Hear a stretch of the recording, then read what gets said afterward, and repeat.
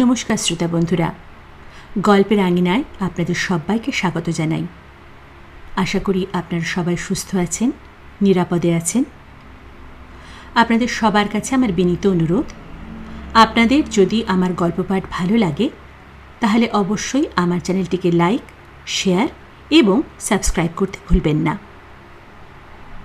গল্পের আঙিনায় আমরা শুনছি প্রখ্যাত সাহিত্যিক শ্রী গজেন্দ্র কুমার মিত্রর বিখ্যাত উপন্যাস পাঞ্চজন্য।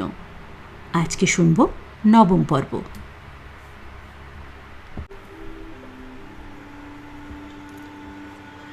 রাজকুলের অন্তঃপুরেও সৌজন্য রক্ষার কতকগুলি বাঁধা ধরা রীতি আছে, যা অবশ্য পালনীয়।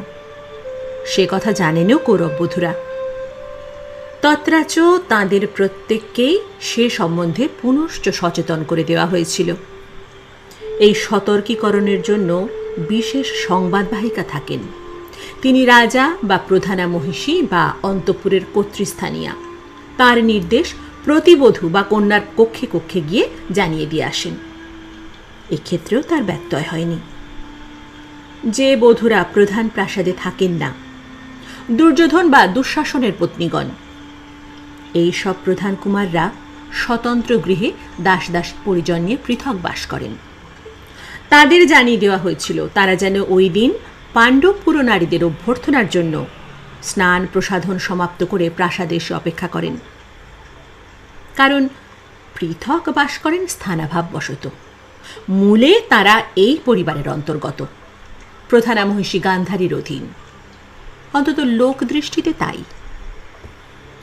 পাণ্ডব মহিষীগণ, রাজমাতা ও অন্যান্য যেসব পুরললনা তাঁদের সঙ্গে আছেন, অন্তঃপুরের প্রবেশপথে রথ বা শিবিকা থেকে বস্ত্রবেষ্টনী সরিয়ে হাত ধরে নামিয়ে আনতে হবে এবং প্রতি অতিথিকে একজন হিসাবে পূর্ববর্তিনী হয়ে নির্দিষ্ট প্রকোষ্ঠে পৌঁছে দিতে হবে। মর্যাদা উভয় পক্ষেরই বিচার্য। সেইভাবেই অভ্যর্থনা পর্ব পালিত হবে। নির্দেশও খুব স্পষ্ট। দুর্যোধনের প্রধানা পত্নী ভানুমতী পাণ্ডবদের পট্ট মহাদেবী দ্রৌপদীর হাত ধরে নামাবেন, মালা চন্দন নববস্ত্রে ভূষিত করবেন, উপহারাদি গ্রহণ করবেন, তারপর হাত ধরে পথ দেখিয়ে নিয়ে যাবেন। অন্যান্য বধূরা এ পক্ষের অপরাপর মহিষীদের বা বধূদের নামাবেন বয়স ও পদবীর ক্রম অনুযায়ী। এ পক্ষের বধূরা কে কাকে স্বাগত জানাবেন তাও পূর্বেই বুঝিয়ে দেওয়া হয়েছিল। এই রীতি অনুযায়ী গান্ধারীরও দেহরি প্রান্তে আসবার কথা। গান্ধারীর জাতা রাজমাতা কুন্তীকে অভ্যর্থনা করার জন্য। কুন্তীর সঙ্গে সাক্ষাতে ওর এমনি যথেষ্ট আগ্রহ, কিন্তু এক্ষেত্রে একটু দ্বিধা ও সংকোচ ছিল। পুত্রদের এ ষড়যন্ত্রে অবশ্যই তার সম্মতি নেওয়া হয়নি। তাকে এ সমস্ত সংবাদ জানানোই হবে না, এটা পিতা পুত্র কোনো আলোচনা না করেও স্থির রেখেছিলেন। অলিখিত বা অকথিত চুক্তি বলা যায়। কিন্তু একান্ত ধর্মপরায়ণা ও অতিশয় বুদ্ধিমতী গান্ধারী যেন বাতাসেই অধর্মের গন্ধ পেতেন। অকস্মাৎ পাণ্ডবদের সাড়ম্বরে আমন্ত্রণ জানানো হচ্ছে। সাজো সাজো রব পড়ে গেছে। ভৃত্য, সেবক, পরিজন, দেহরক্ষী, সারথি, তৈজসবাহক, এতগুলি লোকের স্থান সংকুলান করা, তাদের খাদ্য পানীয় ইত্যাদির ব্যবস্থা করা খুব সহজ কর্ম নয়, নিঃশব্দে করার মতোও নয়। এসবই কেবলমাত্র সৌজন্যবশত নয়, বিশেষ কোনো উৎসব, সানন্দ অনুষ্ঠান, সৌজন্য, সৌহার্দ্য, সৌভ্রাত্রর ঘটনা হলে পূর্বেই তাকে জানানো হতো, তার মত ও নির্দেশ নেওয়া হতো। তাতে যে সব কর্মদায়িত্ব পালনের গুরুভার অনেক লাঘব হতো, তার পুত্রদের তাও অজানা নেই। তাকে জানানো হয়নি আশঙ্কাবশতই। তিনি দৃঢ় ও স্পষ্ট কণ্ঠে কোনো কার্যে নিষেধ করলে হে পুরীতে এমন কেউ নেই যে সেই নিষেধাজ্ঞা লঙ্ঘন করতে সাহসী হতো। এই অন্য কিছু, এবং এতে পাণ্ডবদের শুভ কি কল্যাণ নেই। অধর্মের পথ অবলম্বন করলে কৌরবদেরও না। মূঢ়রা জানে না অধর্মে কিছুদিন বেশ সুবিধা হতে পারে, জয় বা সাফল্যও অসম্ভব নয়। কিন্তু সে পথে গেলে একদিন সমূলে বিনষ্ট হতে হবে। সংকোচ এই কারণেই ছিল। রাজমাতা কুন্তী সে দায় থেকে তাকে অব্যাহতি দিলেন। রাজধানীতে প্রবেশের পূর্বেই দ্রুতগামিনী দূত প্রেরণ করে জানিয়ে দিলেন তিনি বিদুরের গৃহেই বাস করবেন এবং সরাসরি সেখানেই চলে যাবেন। সুতরাং ভানুমতী আজ সর্বতোকর্ত্রী, অভ্যর্থনাকারিণীদের প্রধানা। তবে এই প্রথম প্রাধান্য তার কাছে অরুচিকর ঠেকছে। ভানুমতী কুরুভাণ্ডারের সর্বাপেক্ষা মহার্ঘ মণিমুক্তার অলঙ্কারের সর্বাঙ্গ আবৃত করে নিপুণভাবে অতিশয় অনিচ্ছা ও অরুচির ভাবটি মুখে ফুটিয়ে দ্বারে এসে দাঁড়ালেন। ঈর্ষার চিহ্নমাত্র না মুখে ফোটে এই তার চেষ্টা। উপেক্ষা, তাচ্ছিল্য, রূঢ়তা যা হয় বুঝু করা, কিন্তু মাৎসর্য অর্থাৎ তিনি ঈর্ষিতা এ কথা না ভাবতে পারে। কিন্তু প্রথমে প্রচণ্ড একটা আঘাত পেলেন দুর্যোধন মহিষী, যার জন্য আদৌ প্রস্তুত ছিলেন না, যে অবস্থার কথা সুদূরতম কল্পনাতেও ছিল না। অথচ এর মধ্যে পাণ্ডবদের কোনো চক্রান্ত বা পূর্ব পরিকল্পনা ছিল না। ঘটনাটা নিতান্তই আকস্মিক। খাণ্ডপ্রস্থ পার হওয়ার সময় কে বা কারা অন্তরাল থেকে তীক্ষ্ণ ও অব্যর্থ স্মরণিক্ষেপে মহারাজ্ঞী কৃষ্ণার রথের 4টি অশ্বকেই গুরুতর আহত করল। জীবন রক্ষা হোক বা না হোক সে পরের কথা, রথাকর্ষণ অন্তত এ যাত্রা তাদের দ্বারা সম্ভব হবে না। ঘটনা যে সত্যি ঘটেছে এবং তার গুরুত্ব অনুভব করতেই বহুক্ষণ সময় লাগলো এদের। এত দুঃসাহসকার! এর থেকে সাক্ষাৎ কৃতান্তের মুখগহ্বরে প্রবেশ করাও যে অনেক তুচ্ছ এবং নিরাপদ কাজ। প্রথমেই সন্দেহ হয় এ কোনো কৌরব গুপ্তচরের কাজ, কিন্তু পাণ্ডব ভ্রাতারা শোভনতা ও স্বীয় বংশের সম্মানের কথা চিন্তা করে কেউই সে সংশয় মুখে উচ্চারণ পর্যন্ত করলে না। তার পরিবর্তে সেখানকার বিটোপিবহুল বনস্থলিতে যাকে বলে পত্রে পত্রে সন্ধান, তাই করলেন। কিন্তু নিজেদের বিশ্বস্ত পরিচিত যাত্রী দলভুক্ত লোক ছাড়া তেমন সন্দেহভাজন কাউকেই পাওয়া গেল না। কয়েকজন নিরীহ নিষাদ মাংস ব্যবসায়ী তাদের পিছু পিছু আসছিল, এক পাল মৃগ ও শূকর নিয়ে। এদের প্রয়োজন মতো কিছু ব্যবসায় করবে এই আশায়।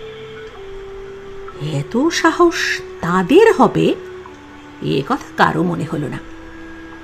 তারা ছিল অনেক পিছনে। তাছাড়া তাদের কাছে যে ধনুস্বর ছিল তা নিতান্তই গ্রাম্য বা বন্য ধরনের, গৃহনির্মিত। আম মাংসের স্থূলতন্ত্রী ও বেত্রদণ্ডের ধনু।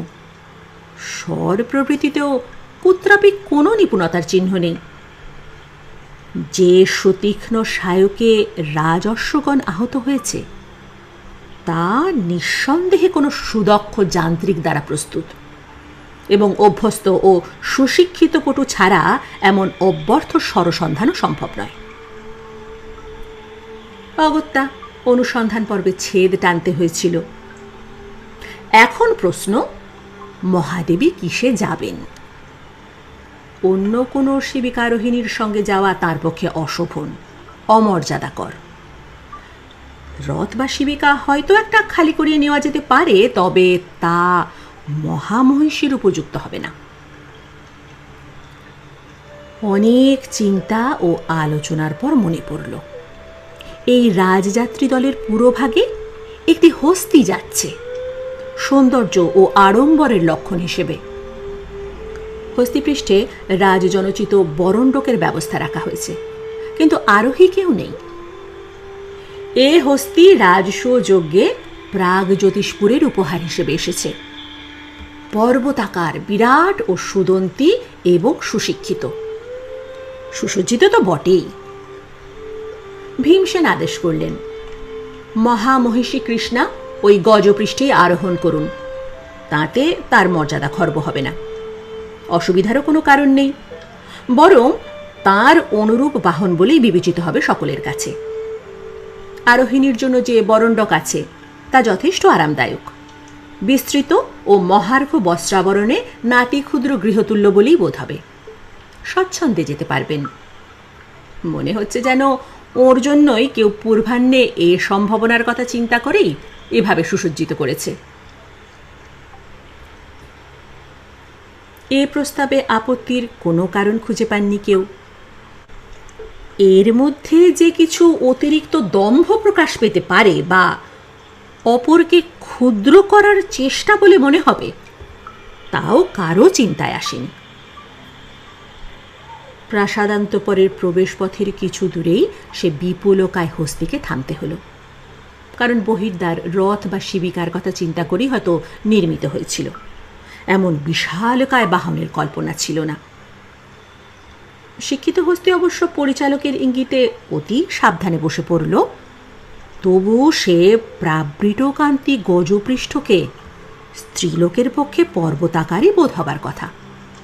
ভয়াবহ তো বটেই। অবশ্য এমনি কারো পক্ষেই সেখান থেকে নেমে আসা সম্ভব নয়, এক শিক্ষিত মহামাত্র ছাড়া।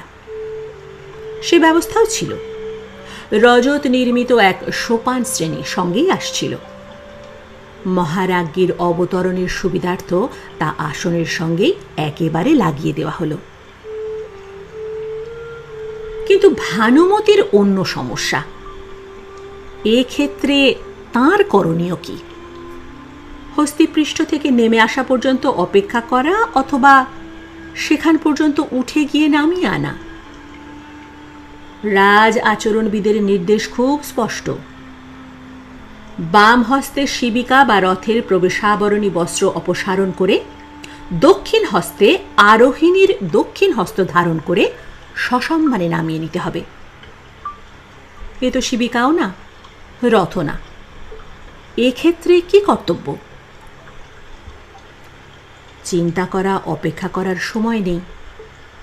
প্রাসাদ কর্তৃপক্ষের কাছ থেকে নির্দেশনার চেষ্টা করা তো বাতুলতা। অগত্যা সেই ঈষৎ দোলায়মান স্বল্প পরিসর সোপান বেয়ে, অস্থায়ী সোপান বলেই পা রাখার স্থানও সংকীর্ণ, উঠে যেতে হয়। কিছু দূর তো যেতে হবেই। যদি পাণ্ডব মহিষী অভিমানবশত বসেই থাকেন তো পুরোটাই উঠতে হবে। এ যেন মর্তের জীবের স্বর্গবাসিনীকে নামিয়ে আনতে যাওয়া। এ অপমান, মৃত্যুতুল্য বোধ হল ভানুমতির। অজ্ঞাত কুলোদ্ভাবা কৃতদাসীর মতো নগণ্য ও অবজ্ঞেয় ব্যক্তির পর্যায়ে পৌঁছলেন বলে মনে হতে লাগল। চোখে জল আসা স্বাভাবিক, কিন্তু সে তো সামান্য প্রাকৃত স্ত্রীলোকের পক্ষে। রাজরানীর কারও সামনে চোখের জল ফেলতে নেই, সে অধিকতর অপমান। এসব জেনেও ওর দৃষ্টি এত অবাধ্য হতে চায় কোন স্পর্ধায়? তবু এতেই দীনতার শেষ নয়। উপরে উঠতে উঠতেই চোখ পড়ল গজপৃষ্ঠের হেম নির্মিত আসন বেষ্টনীতে। পাশ্চাত্য দেশাগত যে সূক্ষ্ম পশুলোমের আবরণী দেওয়া, তার দৃশ্য নয়ন মনোহর বস্ত্র ইতিপূর্বে কখনো দেখেননি ভানুমতি। সে বস্তুই নিঃসন্দেহে মহার্ঘ। কোন উপকরণে প্রস্তুত তাও জ্ঞান বা অনুমানের অতীত। তবে সেও তুচ্ছ কথা। সে বস্ত্রের উপর যে কারুকার্য করা রয়েছে, তা বোধ করি কোনো কারুশিল্পীর সমগ্র জীবন সাধনার ফল। নিমেষকালেরও কিঞ্চিত অধিক সময় হবে। ভানুমতি সেদিকে চেয়ে বিহ্বল হয়ে গিয়েছিলেন। স্থান, কাল, পাত্র কিছুর সম্বন্ধে সচেতনতা ছিল না তার। তার মধ্যেই স্বীয় বাম হস্তে সেই সম্মুখাবরণ উন্মোচিত করে সহাস্যবদনা মহিষী কৃষ্ণা নেমে এলেন। তুমি কেন উঠতে গেলে ভাইয়া বাড়ির সিঁড়িতে? হে যে ভীষণ কষ্ট। ছি ছি, এ কি স্ত্রীলোকের কর্ম? এই একটা কিম্ভূত কিমাকার জীবের পৃষ্ঠে আরোহণ করা? মধ্যম পাণ্ডব নিজের মতোই বিশ্ব সংসারকে ভাবেন, দিলেন আমাকে এখানে উঠিয়ে। তুমি সাবধানে আগে নেমে যাও, আমি ঠিক নামছি। কিন্তু এসব কোনো কথারই অর্থ বোধগম্য হওয়ার মতো অবস্থা ছিল না তখন ভানুমতির। তার মতো সর্বঙ্গ আবরিত করা সুবর্ণ ও রত্ন অলঙ্কারের বাহুল্য নেই পাণ্ডব মহিষীর। কিন্তু যে স্বল্প সংখ্যক মণিরত্ন দ্রৌপদী পরিধান করেছে, তার দুষ্প্রাপ্যতা, মহার্ঘতা ও শিল্প চাতুর্য সম্বন্ধে অলঙ্কার প্রিয় ভানুমতির কোনো সন্দেহের অবকাশ ছিল না। এগুলি নির্বাচনেও যথেষ্ট সুরুচির পরিচয় দিয়েছেন কৃষ্ণা। সেটা মুখে স্বীকার করুন বা না করুন, তাতেই যে এই আশ্চর্য রূপবতী নারীর সহজ সৌন্দর্য শতগুণ বৃদ্ধি পেয়েছে, তা মনে মনে অন্তত অস্বীকার করবেন কি করে। আর এর পাশে নিজের দেহের এই সুবর্ণ ও প্রস্তরের বোঝা যে দাসী ও অন্যান্য পুরললনার কাছে পরিহাসের বস্তু হয়ে উঠেছে, তা অনুভব করে নিজেকে আরো হীন ও লুব্ধ বোধ হতে লাগল। যে ঈর্ষা চিহ্ন কিছুতে মুখে প্রকাশিত হতে দেবেন না বলে দৃঢ় প্রতিজ্ঞ ছিলেন ভানুমতী, সেই ঈর্ষাতেই মুখ মসি বর্ণ ধারণ করল। মাৎসর্যের তীব্র আশি বিষ জ্বালায় যেন সকল প্রকার হিতাহিত জ্ঞান হারালেন। নিমেষে প্রধানা মহিষীর স্তর থেকে গ্রাম্য প্রাকৃত নারীতে পরিণত হলেন। হাত ধরে নিয়ে যাওয়ার সুস্পষ্ট নির্দেশও মনে রইল না, শুধু পথ দেখিয়ে যাওয়ার মতো আগে আগে গেলেন মাত্র। এবং দেহলি প্রান্তে পৌঁছে দাসী মাল্যচন্দন, মধু, নববস্ত্র প্রভৃতি অভ্যর্থনার উপচার সজ্জিত সুবর্ণথালি নিয়ে প্রস্তুত হয়েই ছিল। কোনো মতে অবশ্যকরণীয় সে পর্বটুকু শেষ করে বিনা সম্ভাষণে যন্ত্রচালিত বধ আর এক ছত্রবাহিনী দাসীকে নির্দেশ দিলেন, যা পাণ্ডব মহিষীকে তার কক্ষে পৌঁছে দিয়ে আয়, সাবধানে নিয়ে যাস। শেষের বাক্যটি অনেক পরে অনেক অনিচ্ছায় উচ্চারিত হল। অবমাননাটা তীব্র কষাঘাতের মতোই অনুভূত হল দ্রৌপদীর। মাত্র কয়েক মাস পূর্বেই তিনি এই বধূকে সসম্মান সাড়ম্বর অভ্যর্থনা জানিয়ে 2 হাত ধরে নির্দিষ্ট প্রাসাদে নিয়ে গিয়েছিলেন, সেই কথাও স্মরণে রইল না। তবে দ্রুপদ নন্দিনী পাণ্ডব জয়ের শিক্ষা অন্যরূপ। তাঁর মুখে কোনো ভাবান্তর লক্ষিত হল না। পূর্বের মতোই বরং আন্তরিক অমায়িকতার সুরে বললেন, সামান্য কিছু উপহার এনেছিলাম ভগ্নী। ঈর্ষা, ক্ষোভ বা তজ্জনিত উষ্মা যতই প্রবল হোক, কৌতূহল প্রবলতর, তাই থমকে দাঁড়িয়ে সেদিকে চাইতে হল। সামান্য এক্ষেত্রে উপঢৌকনের স্তূপ, আচ্ছাদনী বস্ত্র, তাও অদৃষ্টপূর্ব। অপসারিত করতেই মুহূর্তে দৃষ্টি যেন বিভ্রান্তি প্রাপ্ত হল। রত্নালঙ্কার, বহুমূল্য বস্ত্র, দুর্লভ এবং এদের অজ্ঞাত গৃহসজ্জার উপকরণ, যা পাণ্ডবরাও পূর্বে কখনো দেখেননি, ব্যবহার তো দূরে থাক, এই রাজস্ব যজ্ঞ উপলক্ষে প্রথম দেখলেন। কার কি ব্যবহার শুনলেন। দুরাগত অতিথিরা এনেছিলেন রাজ চক্রবর্তীর প্রাপ্য অর্ঘ্য হিসাবে। পাণ্ডবদের জ্ঞান, এমনকি শ্রুতিরও বাইরের বহু দেশ থেকে এসেছিলেন তারা, তাদের দেশের শ্রেষ্ঠ শিল্প সামগ্রী নিয়ে। তা থেকেই দ্রৌপদী নারী মনোরঞ্জক দ্রব্যগুলি বেছে বেছে এনেছিলেন, ভানুমতী প্রীত ও প্রসন্ন হবেন এই দুরাশায়। দ্রৌপদী যা ভেবেছিলেন প্রীতির সেতু রচনা করবে, তা তীব্র জ্বালা অগ্নি ঢালা হলাহলবৎ দগ্ধ করতে লাগল কৌরব বধূ প্রধানাকে। তিনি প্রাণপণ চেষ্টায় মুখে উপেক্ষা ও তাচ্ছিল্যের ভাব ফুটিয়ে একবার মাত্র সেই 4 জন বলিষ্ঠা যবনী দাসীবাহিত পর্বত প্রমাণ উপঢৌকন রাশি 2 হাতে স্পর্শ করে বললেন, নিলাম, সত্যই বড় সুন্দর। তারপর আর এক দাসীকে আদেশ করলেন, এই এগুলো আমার প্রাসাদের কোনো কক্ষে রেখে দিয়ে আয়। একটা তালিকা করে রাখতে বলিস কাউকে। এই বুঝে এদের বিদায়কালে উপহার দিতে হবে। তারপর দ্রৌপদীকে কোনো সম্ভাষণ মাত্র না জানিয়ে দ্রুত অন্যদিকে প্রস্থান করলেন। দ্রৌপদী পূর্বোক্ত দাসীর সঙ্গে তাঁর জন্য নির্দিষ্ট বাসকক্ষে যাত্রা করার পূর্বে একবার দুই পাশে চেয়ে দেখলেন। অন্যান্য পাণ্ডবপত্নীদের অভ্যর্থনা জ্ঞাপনের জন্য যে সব কৌরব বধূরা অপেক্ষা করছেন, প্রত্যেকেরই বিরস বদন বিরক্তি ও ঈর্ষায় মসী বর্ণ ধারণ করেছে। অভ্যর্থনা যে কেমন হবে তা তো ওকে দিয়ে বুঝতে পারছেন। এদের কারো মুখভাবেই প্রীতি বা শুভেচ্ছা, এমনকি সৌজন্যেরও বিন্দু বৎচিহ্ন মাত্র নেই। যেন তাদের লাঞ্ছিত ও অপমানিত করার জন্যই ডেকে আনা হয়েছে। হে কি করলেন ধর্মরাজ! এখানের আকাশ বাতাসও বোধ করি পাণ্ডবদের সম্বন্ধে বিদ্বেষে বিষে তিক্ত, বিষাক্ত।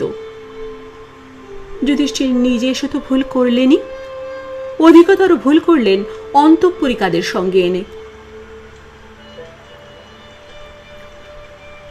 শুধু অভ্যর্থনাতেই নয়, আহার, বিশ্রাম, স্নানাদি সর্বব্যবস্থার সর্বপর্যায়ে অসূয়া, বিদ্বেষ, তজ্জনিত চেষ্টাকৃত তাচ্ছিল্য প্রকাশ পেতে লাগল। একবার তা সর্বপ্রকার শোভনতা, শালীনতা, এমনকি এদের সহ্যেরও সীমা অতিক্রম করল।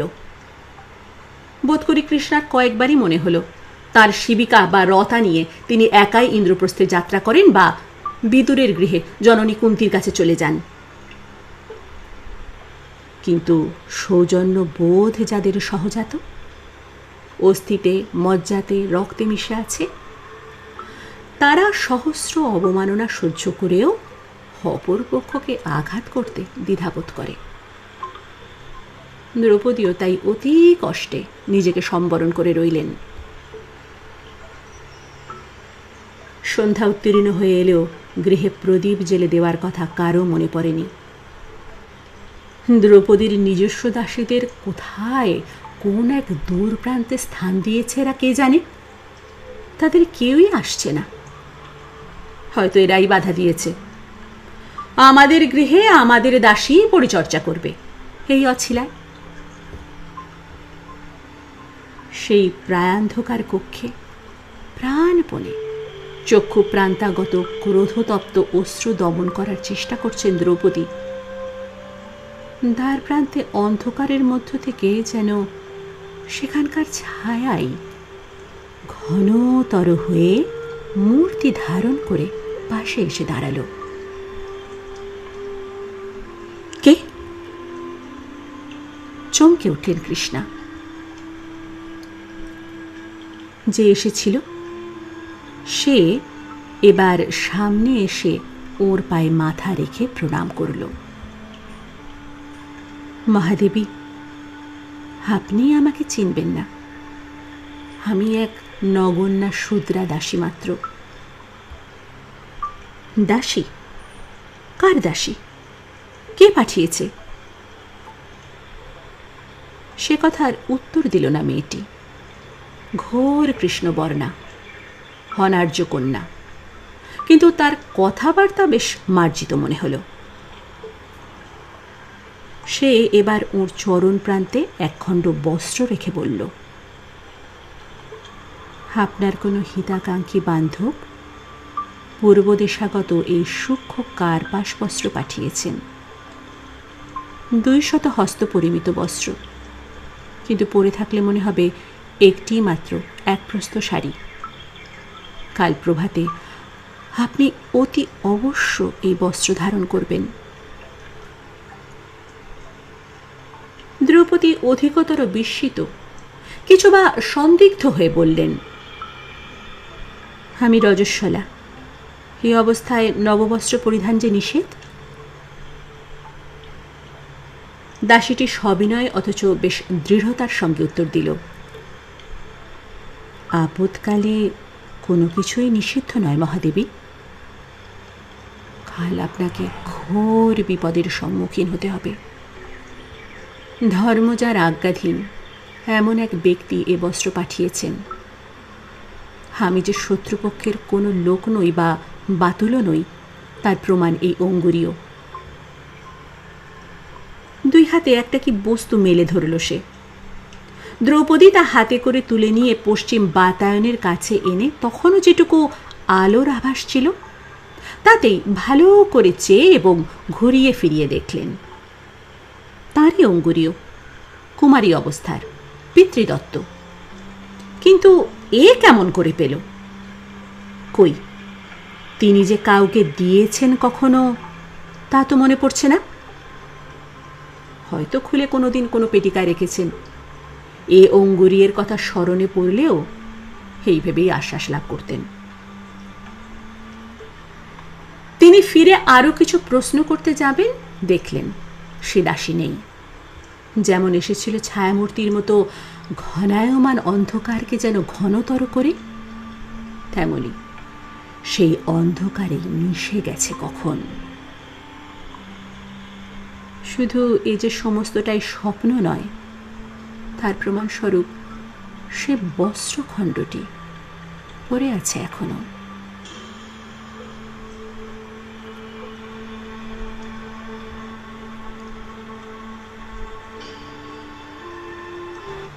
মানব জীবনে কখনো কখনো এমন দিন আসে, এমন ঘটনা ঘটে, যা সম্পূর্ণ সজ্ঞানে প্রত্যক্ষ করে বা নিজে সে ঘটনাবর্তের অঙ্গীভূত হয়েও মানুষ সম্পূর্ণ উপলব্ধি বা বিশ্বাস করতে পারে না। নিজের জীবনের একটি বাস্তব খণ্ডাংশকে সে উত্তপ্ত ক্লান্ত মস্তিষ্কের কল্পনা ভাবে, দুঃসহ চরম দুঃখ দুর্দশাকেও দুঃস্বপ্ন বলে বোধ করে। এই সত্যটা দ্রৌপদী নিজের অভিজ্ঞতা দিয়ে উপলব্ধি করলেন। নারী জীবনের চরম লাঞ্ছনার মূল্যে তা ক্রয় করতে হলো। সেদিনের প্রতিটি দণ্ড, প্রতিটি পলের ইতিহাসই তো অবিশ্বাস্য। মানুষ যে এমন ভাবে অনায়াসে পশুরও নিম্ন পর্যায়ে নেমে আসতে পারে তা তো কোনোদিন সুদূরতম কল্পনাতেও ধারণা করতে পারেননি তিনি। না, পশুর সঙ্গে তুলনা দিলে পশুর অপমান করা হয়। অতি ঘৃণ্য, অস্পৃশ্য, অখাদ্যভোজী, মললুব্ধ পশুদের জীবনেও কতগুলি নিয়ম আছে যা তারা কদাচ লঙ্ঘন করে না, কিন্তু এরা সে নিয়মও রক্ষা করেনি সেদিন। তারা যে আচরণ করেছে, ওই অন্তজ পশুদেরও জ্ঞান বা অনুভব শক্তি থাকলে তারা ঘৃণায়, লজ্জায় শিহরিত হতো। কারো পক্ষে কোনো অবস্থাতেই তো এমন আচরণ কল্পনা করা সম্ভব নয়। এই তরতা, এই কদর্য প্রবৃত্তির তুলনা রাজবংশে কেন, অতি তামস জীবনযাপনকারী সদা সুরামত্ত নিষাদ জীবনেও খুঁজে পাওয়া যাবে না। তবু সেদিনের সেই লাঞ্ছনা অবমাননার মধ্যে, আকণ্ঠ ফেনায়িত গ্লানি ও ক্ষোভের মধ্যে, আপন দাহি উষ্মার অসহ্য জ্বালার মধ্যেও জীবনের শেষ দিন পর্যন্ত যার আচরণ দুর্বোধ্য ও সর্বাপেক্ষা বিস্ময়কর বলে বোধ হবে কৃষ্ণার, তা হল অঙ্গাধিপতি কর্ণর উন্মত্ত ইতরতা। দুর্যোধন, দুঃশাসন প্রভৃতি কৌরব প্রধানদের এমন পশুবৎ আচরণের তবু কিছু কারণ আছে। ঈর্ষাই সে কারণ। জ্ঞাতিদের মধ্যে যে ঈর্ষা এসব ক্ষেত্রে অবশ্যম্ভাবী না হলেও দুর্লভ নয়। একই বংশের দুটি শাখা, একটি ধনে, মানে, শৌর্যে, বীর্যে, প্রভাবে, অপর শাখাকে বহু পশ্চাতে রেখে উন্নতির শীর্ষস্থানে উঠলে, বিশেষ যে শাখাটিকে অঙ্কুরেই বিনষ্ট করার প্রচেষ্টায় কোনো ত্রুটি রাখেননি হীন প্রতিষ্ঠ শাখাটি, অপর শাখার অন্তরে তীব্র হলাহল জ্বালা অনুভূত হওয়া অস্বাভাবিক নয়। কিন্তু অঙ্গাধিপতির সে ঈর্ষা থাকার তো কোনো কারণ নেই। সামান্য সুতপুত্র, কৌরবদের করদ বা আশ্রিত রাজ্যের অধিপতি বলে স্বীকৃত হয়েছেন। কার্যক্ষেত্রে স্বাধীন শাসক হিসেবেই রাজত্ব করছেন। তাই কি যথেষ্ট নয়? যে উচ্চাশা কৌরবে স্বাভাবিক, যে আশাভঙ্গের বেদনা তাঁদের পক্ষে অসহবোধ হতে পারে, সে আশা কি তাঁদের আশ্রিত ব্যক্তিও মনে মনে পোষণ করবেন? তিনি এত নির্বোধ, এত অবিবেচক? তবে কি এ দ্রৌপদীর প্রতি ক্রোধ ব্যক্তিগত উষ্মা? সেদিনের সেই স্বয়ম্বর সভার রূঢ় অবজ্ঞাপূর্ণ প্রত্যাখ্যানের জ্বালা কি তিনি আজও ভুলতে পারেননি? সে প্রতিহিংসা স্পৃহায় কি এমন অমানুষ করে দিয়েছে তাকে? তাও তো বিশ্বাস হয় না, অন্তত বিশ্বাস করতে ইচ্ছা করে না দ্রৌপদীর। অঙ্গরাজ কর্ণের শৌর্যখ্যাতি, তাঁর অগণিত মহানুভবতার ও অকৃপণ দানের কাহিনী যা সমগ্র ভারতখণ্ডে তাঁর জীবদ্দশাতে কিংবদন্তিতে পরিণত, তাঁর দীপ্ত কান্তি, আভিজাত্যপূর্ণ ব্যবহার, বিনম্র বাক্য প্রভৃতির সঙ্গে কিঞ্চিত পরিচয় কিছু বা প্রত্যক্ষ, কিছু বা জনশ্রুতিতে ঘটেছে বই কি। তারপর এই অহেতুক অকারণ অভদ্রতা, কুৎসিত অমার্জিত বাক্য প্রয়োগ বিশ্বাস করতে প্রবৃত্ত হয় না যে হে কি কৃষ্ণা নিজে কানে শুনছেন, সে কদর্য অঙ্গিভঙ্গি ও মুখভঙ্গি নিজে প্রত্যক্ষ করছেন। এই দুটো সম্পূর্ণ বিপরীত ব্যক্তিসত্তাই যে তিনি মেলাতে পারছেন না কোনো মতে।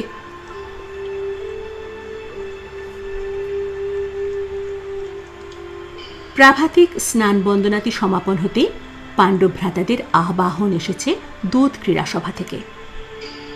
সামান্য জলযোগ মাত্র করেই ওদের যাত্রা করতে হয়েছে।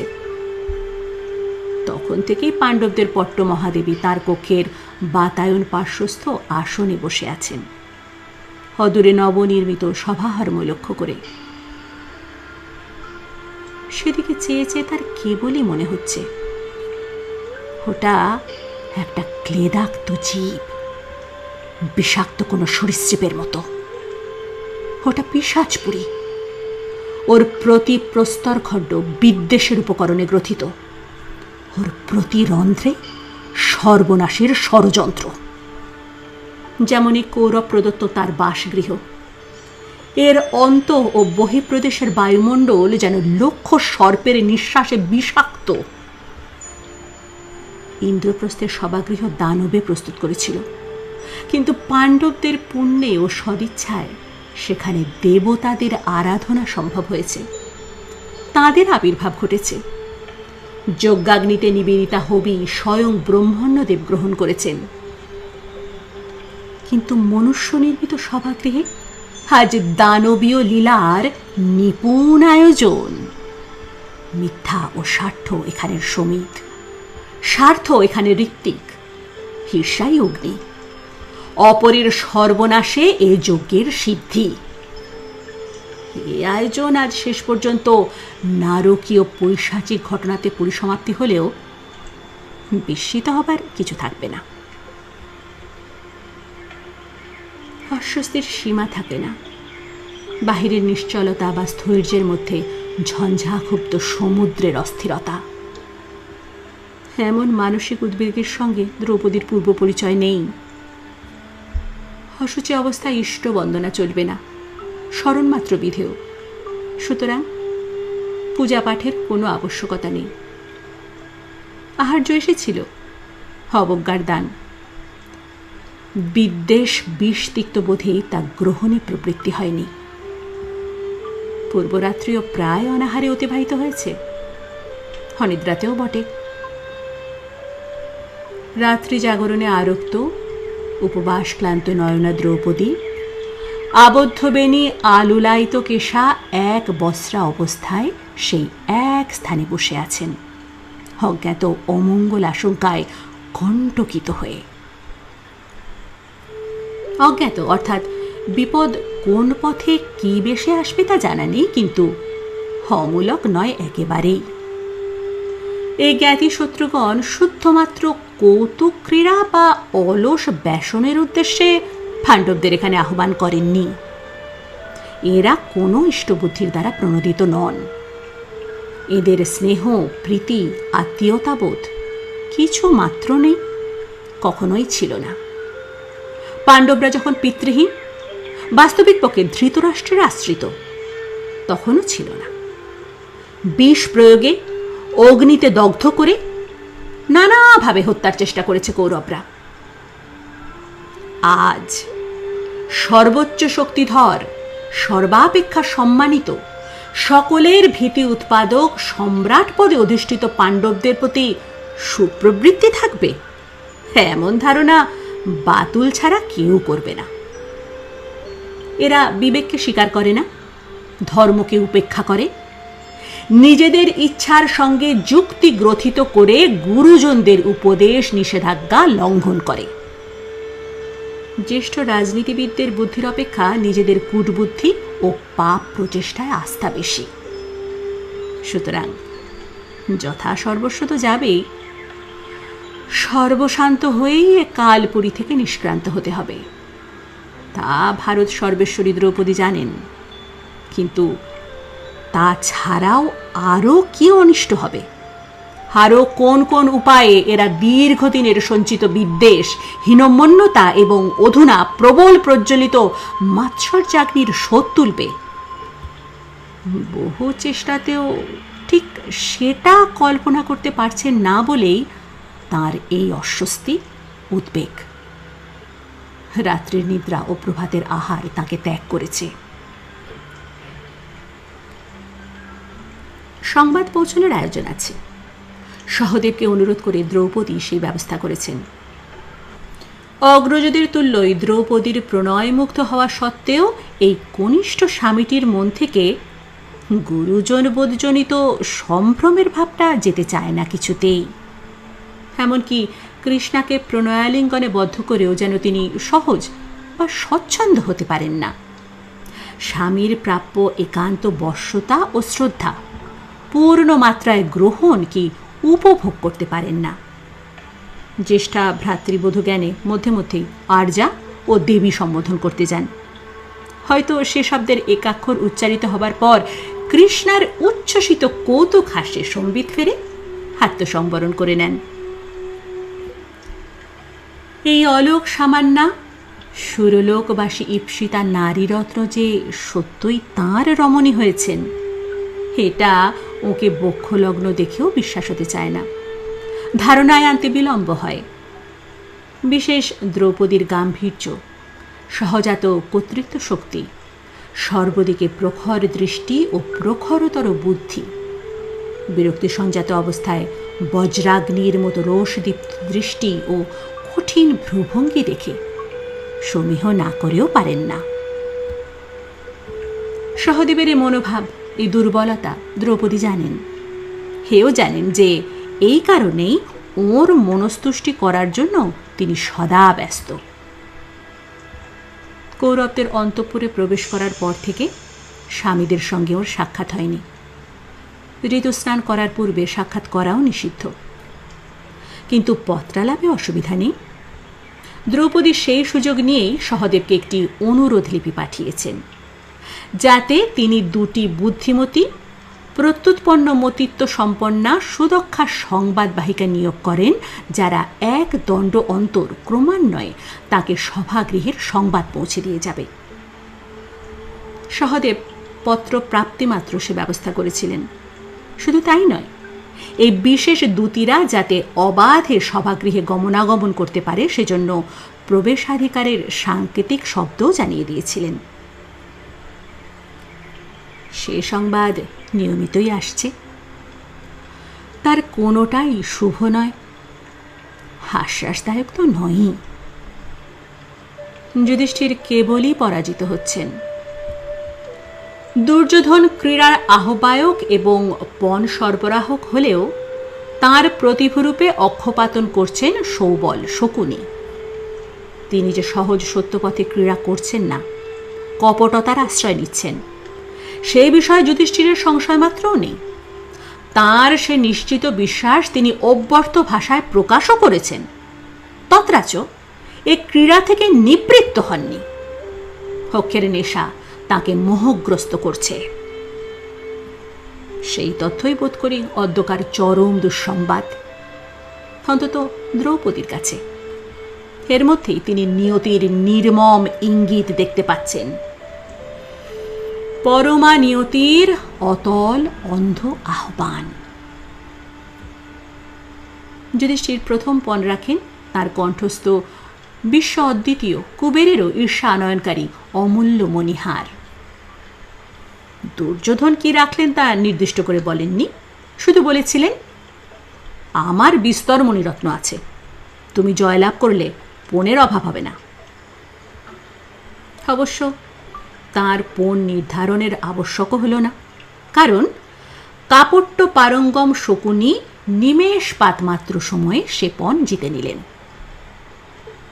অতঃপর যুধিষ্ঠির সহস্র সুবর্ণ মুদ্রাপূর্ণ কয়েক শত পেটিকা পণ রাখলেন। সেও শকুনি তৎক্ষণাৎ কপট পাশা নিক্ষেপে তা জিতে নিলেন। অতঃপর ক্রমান্বয়ে মহারাজ চক্রবর্তীর মণিরত্ন শোভিত সুবর্ণ রথ ও তার তুষার শুভ্র কুমুদকান্তি অশ্ব অষ্টক, সুন্দরী শালঙ্কারা চন্দন চর্চিতা নৃত্য গীতাদি নিপুণা 1,00,000 তরুণী দাসী, কর্মকুশল নম্র স্বভাব মেধাবী 1,00,000 সুদর্শন তরুণ দাস, 1,000,000 রণহস্তি, সুবর্ণময় ধ্বজা পতাকা শোভিত কয়েক সহস্র রথ, যা রথীরা যুদ্ধ না করতে হলেও মাসিক সহস্র সুবর্ণ বেতন পান। গন্ধর্বরাজ চিত্ররথ অর্জুনকে যেসব বিচিত্রবর্ণ অশ্ব দিয়েছিলেন, বহু সহস্র সাধারণ রথ, শকট, অশ্ব, 60 সহস্র বীর সবল দেহ যোদ্ধা, কয়েক শত ধনভাণ্ডার, এ সকলই শকুনি তার বিশেষ কৌশলে নির্মিত অক্ষ দ্বারা জয় করে নিলেন। স্থিততি যুধিষ্ঠিরের একবারও মনে হল না যে তিনি ওই অক্ষ পরিবর্তন করতে বলেন অথবা তার নিজস্ব অক্ষ ব্যবহারের দাবি জানান।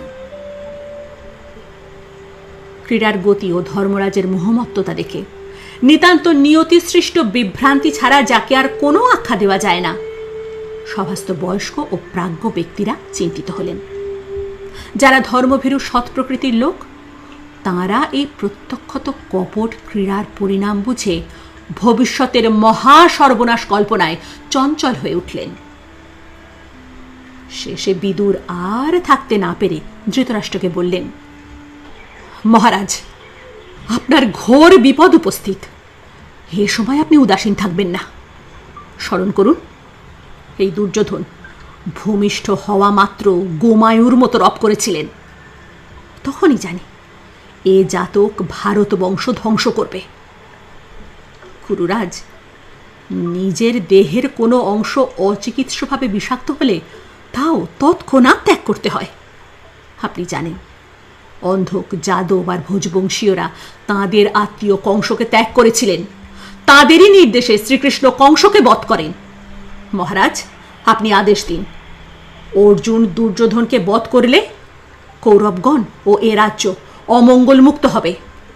একজনকে ত্যাগ করলে যদি কুল রক্ষা হয়, সে নির্মমতাই প্রাজ্ঞদের বাঞ্ছনীয়। কলহমত্ত বৃষ যেমন নিজের শৃঙ্গ ভঙ্গ করে ভবিষ্যতের নিরাপত্তা নষ্ট করে, দুর্যোধনও তেমনি নিজের পুরী ও রাজ্যের মঙ্গল দূর করছে। এখনো সময় আছে, আপনি তাকে ত্যাগ করুন। সভাস্থ অনেকেই তাঁর অনুমোদন করে প্রশংসা বাক্য উচ্চারণ করলেন, কিন্তু দুর্যোধনের উষ্মার সীমা রইল না। তিনি বিস্তর কটু বাক্য বলে বিদুরকে সভাগৃহ থেকে নিষ্ক্রান্ত হতে আদেশ দিলেন। একটির পর একটি এমনি দুঃসংবাদ পাচ্ছেন ভারত সাম্রাজ্ঞী দ্রৌপদী। তার ললাট ও হস্ততালু সেদাক্ত হয়ে উঠেছে ইতিমধ্যেই। অপরিসীম পিপাসায় বক্ষ পর্যন্ত যেন শুষ্ক হয়ে উঠেছে। আরও সাংঘাতিক দুঃসংবাদ আসবে, এ তিনি পরিষ্কার দেখতে পাচ্ছেন। ধর্ম যখন মহান্ধতা, মূঢ়তা, ভ্রান্তি ও জাড্য দ্বারা আচ্ছন্ন হন, তখন আর শ্রেয় কোথায়? শ্রী ও কল্যাণ তো অন্তর্হিত হবেনি। সংবাদ পেলেন, নিয়তির নির্দয় নির্দেশের মতোই তা অব্যর্থ ও ও অমোঘভাবে এসে আঘাত করতে লাগলো তাঁর সহ্য শক্তিকে। শকুনি সবিদ্রূপে প্রশ্ন করলেন, রাজন, তোমার তো প্রায় তাবৎ ধনী আমাদের করায়ত্ত হলো, ফোন রাখার মতো আর কিছু আছে নাকি? যুধিষ্ঠির অন্ধের মতোই তাঁর এই সুনিশ্চিত বিদ্রূপের ফাঁদে পা দিলেন। বললেন, আমার ঐশ্বর্য অপরিমেয়, অসংখ্যেয়। তুমি অযুত, প্রযুত, কোটি, অর্বুদ, এমনকি মধ্য পরার্ধ যা পণ চাও আমি তাই রাখছি।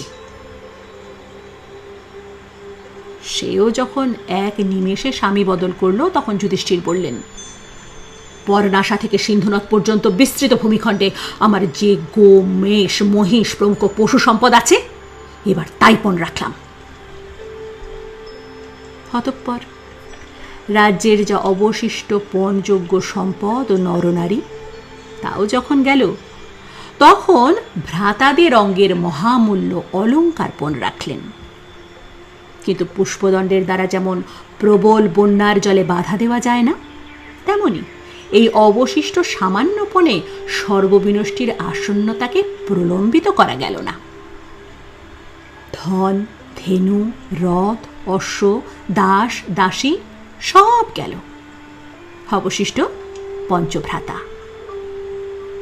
যুধিষ্ঠির এবার উন্মত্তের মতো তাঁদেরই পণ রাখতে লাগলেন। নকুল, সহদেব, ধনঞ্জয়, শেষে ভীমও এইভাবে অত্যল্প সময় শত্রু হস্তগত হলেন। শেষে যুধিষ্ঠির নিজেকেই পণ রাখলেন, যেন সর্বনাশকে অগ্রবর্তী হয়ে অভ্যর্থনা করাতেই আগ্রহ তার।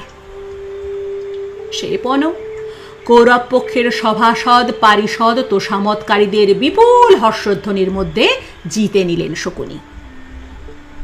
কিন্তু তাতেও বিরত হলে চলবে না তার।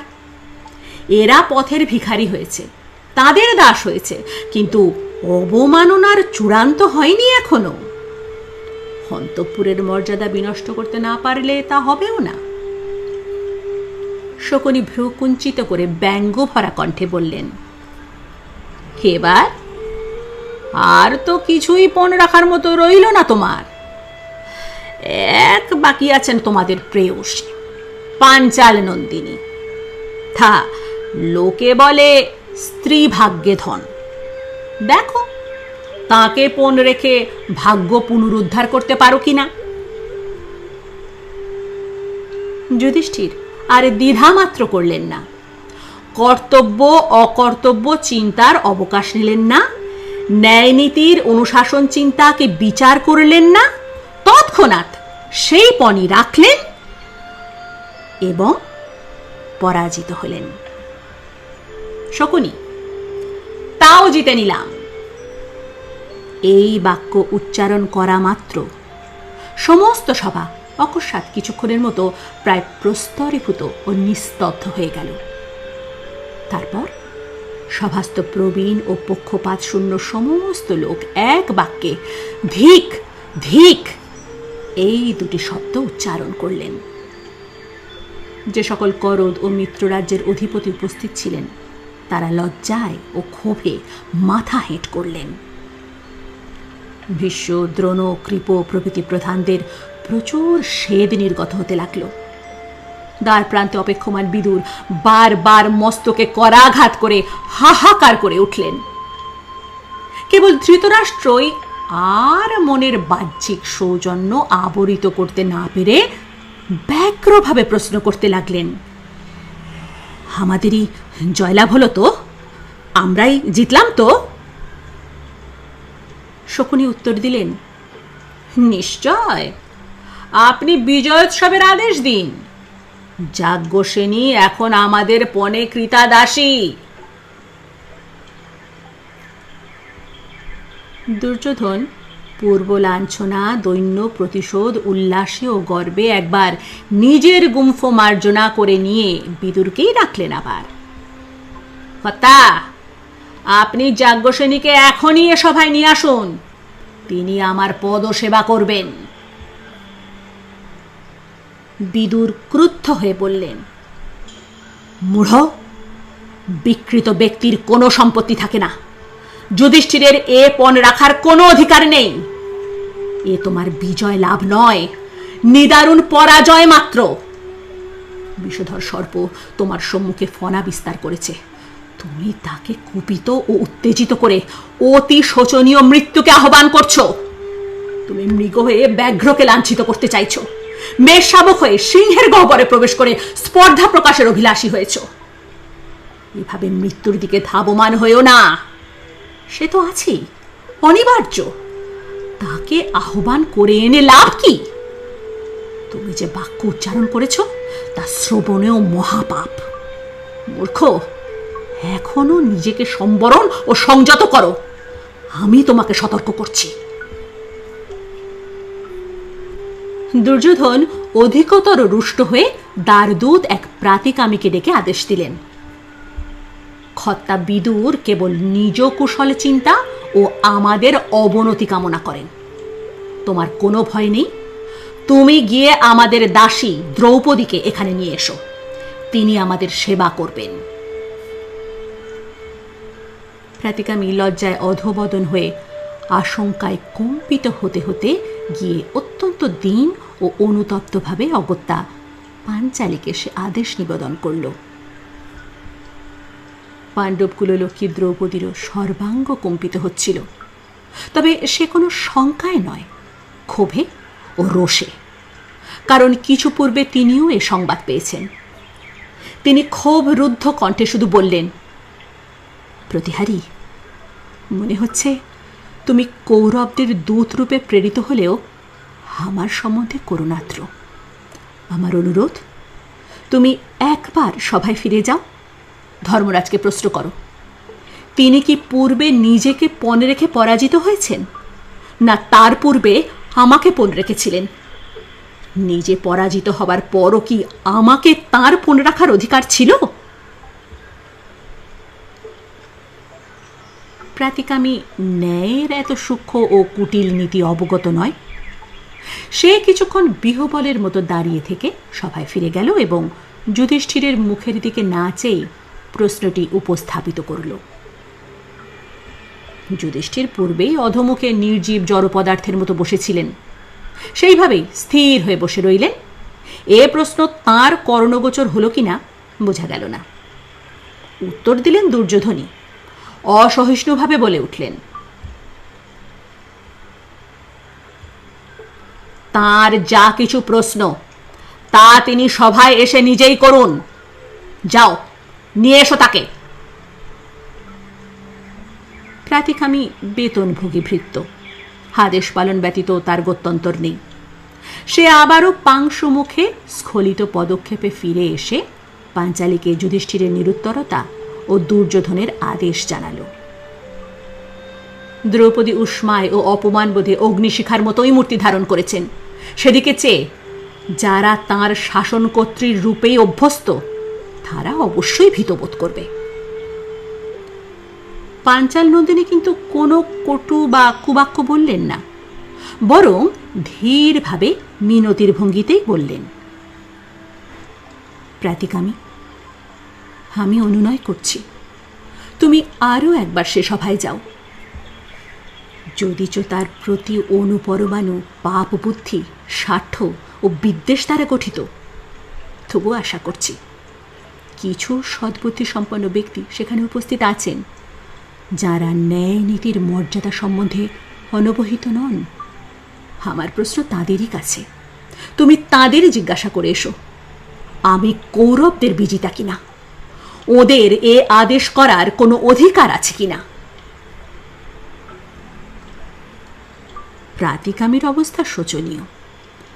দুর্যোধনের করাল কোপকে কে না ভয় করে, অথচ এখানে এই মহিমময়ী নারীর অনুরোধ বা আদেশ অমান্য করার শক্তিও তো তার নেই। সে যজ্ঞে উৎসর্গীকৃত পশুর মতোই কম্পিত ধীর পদক্ষেপে এসে সভার মধ্যস্থলে দাঁড়িয়ে পাণ্ডব অধিরাজ্ঞীর বক্তব্যের পুনরাবৃত্তি করল। কিন্তু উত্তর দেবে কে?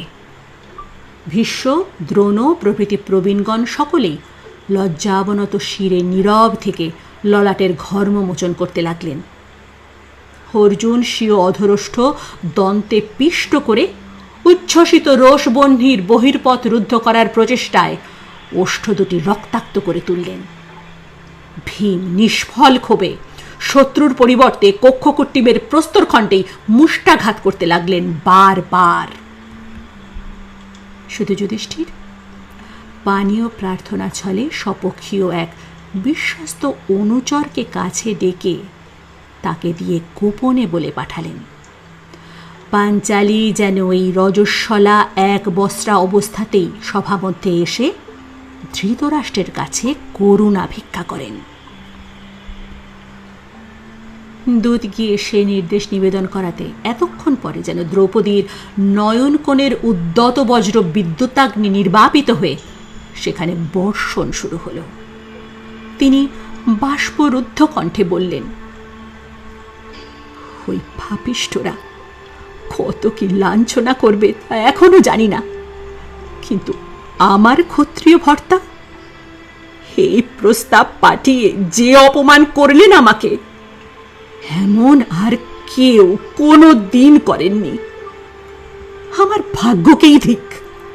শুনেছি আমি যোগ্য সম্ভবা, হায় সেই যজ্ঞাগ্নিতেই আমার মৃত্যু হলো না কেন? এধারে দুর্যোধন এই অবিশ্বাস্য, অপ্রত্যাশিত, কল্পনাতীত সিদ্ধি হস্তগত হওয়া সত্ত্বেও তা উপভোগে অযথা বিলম্ব হওয়ায় অধৈর্য হয়ে রূঢ় কণ্ঠে বলে উঠলেন, এসব বাগ বিস্তারে তাঁর কোনো প্রয়োজন নেই, অধিকারও নেই। তুমি পুনশ্চ সেখানে গিয়ে আমাদের সুস্পষ্ট আদেশ জানাও। সহজে আসতে না চান, তুমি বলপূর্বক তাকে এখানে নিয়ে এসো। বলপূর্বক শব্দটি যেন বেত্রাঘাতের মতোই আঘাত করল সভাস্থ নিরপেক্ষ জনদের। প্রাতিগামীও বার্তা তাড়িত বেতসপত্রের মতো কেঁপে উঠল একবার, তারপর জোর করে করুণ কণ্ঠে বলল, আপনি স্বামী, আপনার অবাধ্য হলে আপনি আমাকে যে কোনো কঠিন শাস্তি দিতে, এমনকি বধ করতেও পারেন। আপনি সেই দণ্ডই দিন, আমি বিনা অনুযোগে মাথা পেতে দেব, কিন্তু তবু এ আদেশ পালন করতে পারবো না। ভারত সাম্রাজ্ঞীকে বলপূর্বক এই পুরুষদের সভায় আনয়ন করার মতো সাহস বা সাধ্য আমার নেই। কৌরব এবং তাঁদের স্তাবক, অনুগৃহীত ও আশ্রিত ব্যক্তিগণ ব্যতীত সে সভার প্রায় প্রত্যেকেই সাধু সাধু রবে সেই সামান্য দীন বংশোদ্ভব প্রাতিগামীকে অভিনন্দিত করল। বিদুর এসে তাকে আলিঙ্গনাবদ্ধ করলেন, কিন্তু সেই অপরিসীম চাঞ্চল্য ও সাধুবাদের শব্দকে অতিক্রম করে কার পুরুষ কর্কশ কণ্ঠ ধ্বনিত হয়ে উঠল, এই নীচ কুলোদ্ভব মূর্খ প্রাতিগামী বৃথা বল দর্পিত অতিভোজী ভীমসেনকে দেখে মৃত্যু ভয়ে বিহ্বল হয়ে পড়েছে। ওর কর্ম নয়। দুঃশাসন, তুমি যাও, বলপূর্বক কেশ আকর্ষণ করে আমাদের দাসী দ্রৌপদীকে এ সভায় নিয়ে এসো। কার কণ্ঠ? সে কোলাহলের মধ্যে অনেকেই বুঝতে পারলেন না। দুর্যোধনের কি, না অঙ্গাধিপতি কর্ণর?